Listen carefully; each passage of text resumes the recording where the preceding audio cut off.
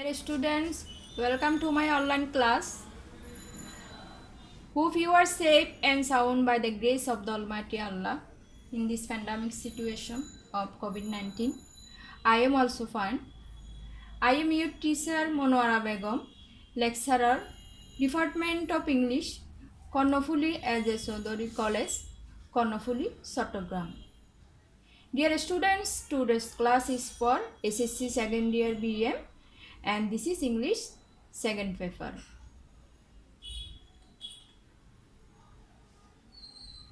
Dear learners, our today's topic is right form of verbs and this is part 1.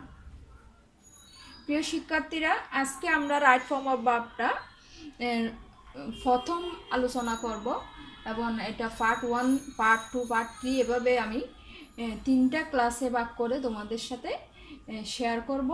আশা করি তোমরা ক্লাসগুলো follow করবে। আর class শুরু করার আগে তোমাদেরকে একটা ইনফরমেশন দিতে চাই। গতবার ওটু পাস দিয়েছিল, এই জন্য হয়তো তোমরা আশা করি বসে আছো ওটু পাস হবে। এটা না, সরকার ইতিমধ্যে জানিয়ে দিয়েছে, তোমরা হয়তো দেখেছো খবরটা। অবশ্যই এবারে যে কোনো উপায়ে পরীক্ষা হবে এবং তোমাদের উচিত মেন্টালি প্রিপেয়ার থাকা।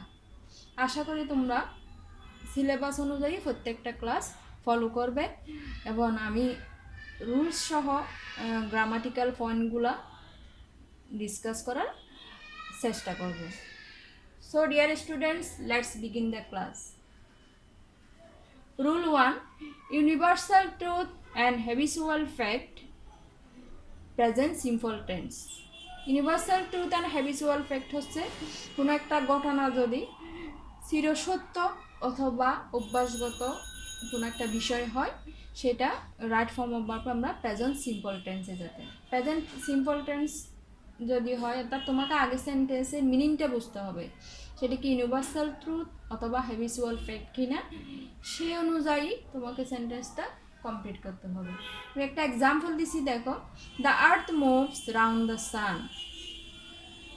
তারপর হচ্ছে আইস ফ্লোটস অন ওয়াটার। প্রথম সেন্টেন্সে দেখো, the earth moves round the sun, this is the example of universal truth, and there is also another example, ice floats on water. তোমাদের মনে রাখতে হবে, যদি ইউনিভার্সাল ট্রুথ অর্থাৎ হ্যাবিচুয়াল ফ্যাক্ট প্রেজেন্ট সিম্পল টেন্সে থাকে এবং সাবজেক্ট যদি থার্ড পারসন সিঙ্গুলার নাম্বার হয়, তাহলে ভার্বের সাথে আমাদের অবশ্যই এস বাই ইয়ে যোগ করতে হবে।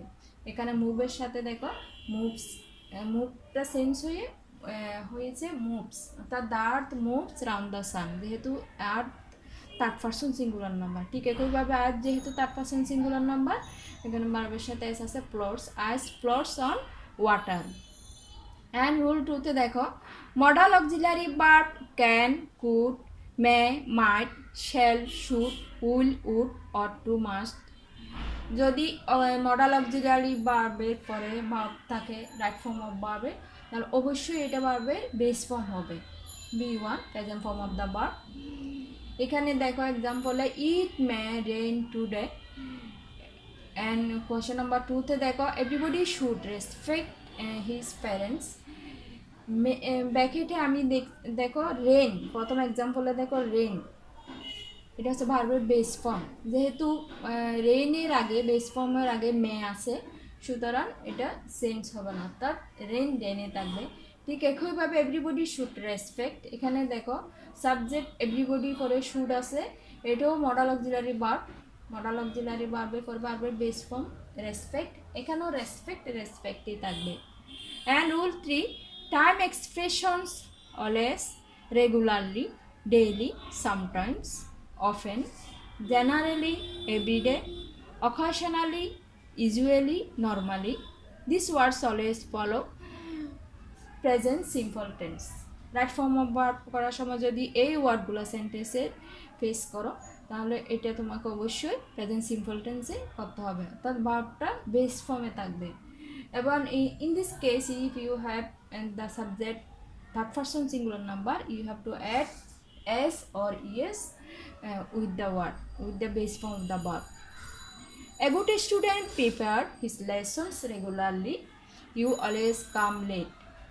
First example দেখো, a good student prepare a good student third person singular number, এই জন্য এখানে রাইট ফর্ম অফ ভার্ব অর্থাৎ কারেক্ট আনসার হবে, কারেক্ট ভার্বটা হবে প্রিপেয়ার্স, ভার্বের সাথে এস যুক্ত হবে।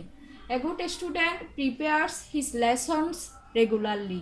And the second one, you always come late.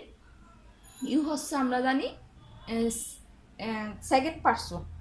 Second পার্সনের পরে ভার্বের বা যেই ভার্বটা বসবে ওইটার সাথে এস বাই ইয়েস হবে না, অর্থাৎ এখানে কাম সেন্স হবে না। You always come late. And rule 4, time expressions yesterday, ago, long ago, last year, last week, last month, that day, day before. These words always follow first indefinite tense. যদি yesterday, ago, long ago, last year, last week, last month, that day, day before এই ওয়ার্ডগুলো থাকে, তাহলে তুমি right form of verb অর্থাৎ এখানে correct form হবে ভার্বের first form B2, first indefinite tense.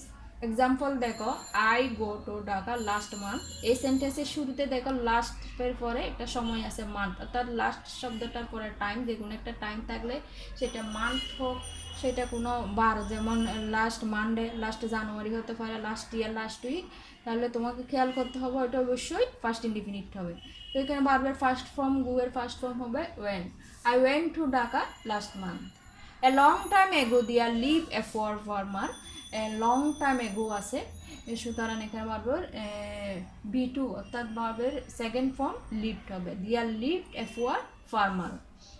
And rule 5, time expressions now, at present, at this moment always follow present continuous tense. এই ওয়ার্ডগুলো যদি থাকে ওটা প্রেজেন্ট কন্টিনিউয়াস টেন্সে করতে হবে। এক্সাম্পলে দেখো, হি সিং এ সং নাও। এই সেন্টেন্সের শেষে দেখতে পাচ্ছ তুমি নাও ওয়ার্ডটা আছে, এখানে নাও যদি প্রেজেন্ট থাকে, অ্যাট দিস মোমেন্ট থাকে, তখনও এটা তোমাকে রাইট ফর্ম অফ ভার্ব অর্থাৎ কারেক্ট ফর্ম অফ ভার্ব হবে প্রেজেন্ট কন্টিনিউয়াস ফর্মে। প্রেজেন্ট কন্টিনিউয়াস ফর্মের স্ট্রাকচার হচ্ছে কি, সাবজেক্ট, অক্সিলারি ভার্ব এমিসার এবং ভার্বের বেস ফর্মের সাথে আইএনজি। এখানে he sing a song now, correct form of verb হবে কি, is singing, he is singing a song now. And rule 6, just now, already, recently, yet, ever. These words follow present perfect tense.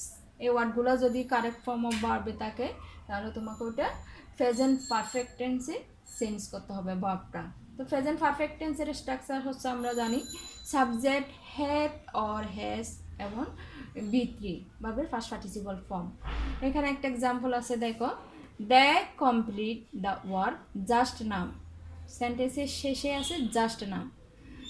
যদি just now শব্দটা just now, just, already, recently, yet, ever থাকে, তাহলে এটা present perfect tense. তো rule অনুযায়ী আমাদের এই correct form of verb হবে এই সেন্টেন্সে, they have completed the work just now. And rule 7, with a view to, look forward to, get used to, addicted to, devoted to, cannot help, would you mind। আমরা জানি two এর পরে সাধারণত ভার্বের base form বসে, কিন্তু এই appropriate প্রিপোজিশনগুলো যখন থাকবে অর্থাৎ with a view to, look forward to, get use to, addicted to, devoted to এবং এগুলোর সাথে ক্যান নট হেল্প অথবা could not help, can not হেল্পের জায়গায় ফার্স্ট ফর্মে could not help, would you mind, এই ওয়ার্ডগুলোর পরে ভার্বের বেস ফর্মের সাথে আইএনজি যুক্ত হবে। এক্সাম্পলে দেখো, I look forward to receive a letter from you.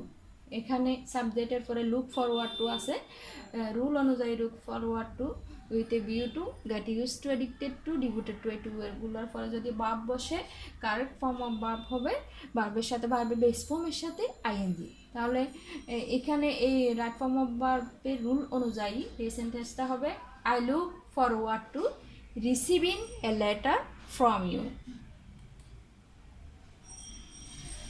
And homework for you. Question number 1, by give me food, he helped me. Preposition by, from, of, for, without, etc. এই simple প্রিপোজিশনের পরে যখন তুমি verb বসাবে ওই ভার্বের সাথে ING যোগ করতে হবে। বাই এখানে হবে by giving me food he help me. তো কোয়েশ্চেন নাম্বার 2-তে দেখো he leave the place just now. এই রুলটাও এখানে আছে, জাস্ট নাও থাকলে present perfect tense. He has left the place just now. And question number 3, at this moment they read. At this moment, now, at present থাকলে present continuous tense, তাহলে ভার্বের সাবজেক্টের পরে এমিসার, সাবজেক্ট প্লাস এমিসার এবং ভার্বের সাথে ING. They are reading, at this moment they are reading. Run first lest you miss the train. এই এখানে দেখো দুটো ক্লসের মাঝখানে লেস্ট শব্দটা আছে, এটা একটা নেগেটিভ ওয়ার্ড, নইলে অথবা নথবা। লেস্টের পরে সাবজেক্ট শুট অথবা মাইট, মডেল ভার্ব শুট অথবা মাইট এবং ভার্বের বেস ফর্ম বসে। কারেক্ট ফর্ম অফ ভার্ব হবে run first lest you should অথবা you might miss the train. And question number 5, Rima not go to college regularly. এখানে সেন্টেন্সের শেষে দেখো রেগুলারলি, যদি অলওয়েজ, রেগুলারলি, ডেলি এই ওয়ার্ডগুলো থাকে। তো according to our rule this is the example of present simple tense, present indefinite tense or Rima যেহেতু থার্ড পারসন সিঙ্গুলার নাম্বার এখানে নেগেটিভ ফর্মে ডাস নট হবে। Rima does not go to college regularly.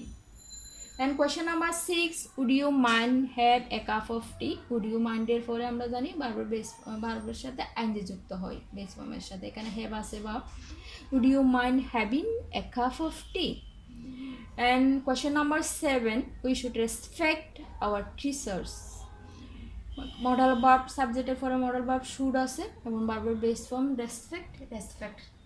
রেসপেক্টই থাকবে, change হবে না। And question number 8, I never thought of do this work.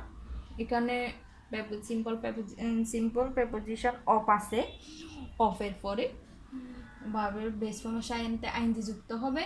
সুতরাং এই সেন্টেন্সটা হবে কারেক্ট ফর্ম অফ ভার্বে I never thought of doing this work.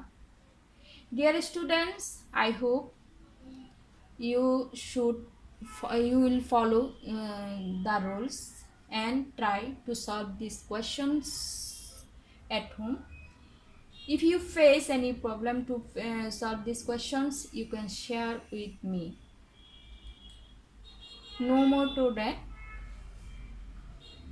Study at home more and more. Thank you all. Stay home, stay safe.